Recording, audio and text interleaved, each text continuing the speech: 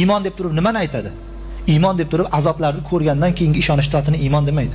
Zulfiqor Ahmad Naqshbandiy Tomat barakatuhum shunaqa bir katta o'tirishda o'tirganda cho'ntaklaridan bir qalamni chiqarib turib tepaga ko'tarib, qo'limda qalam bor ekanligiga hammalaringning iymonlaring bormi deb so'radi. O'tirganlar hamma iymonimiz bor, qo'lingizda qalam borligiga deb. O'sha aytgan ekanlar, meni bergan savolimga sizlarning javoblaring muvofiq bo'lmadi dedi. Men so'rayotgan narsa umuman boshqa, sizlar javob berayotgan narsa umuman boshqa. Men sizlarga aytayapman, qo'limda qalamni ko'tarib ko'rsatib so'rayapman, qo'limda qalam borligiga iymonlaring bormi desam, sizlar iymon bor deyapsizlar. Buni otini iymon demaydi. Buni otini mushohada deydi. Ko'z bilan ko'rib turib ishonish otini iymon demaydi.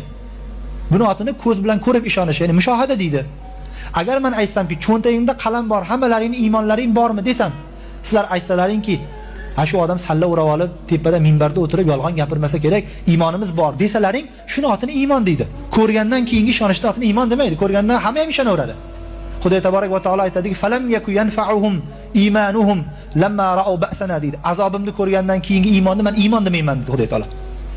Azobimni ko'rgandan keyingi keltirgan iymonlari ularga foyda qilmaydi deydi Xudo taolo. Bizga qachon iymon foyda qiladi?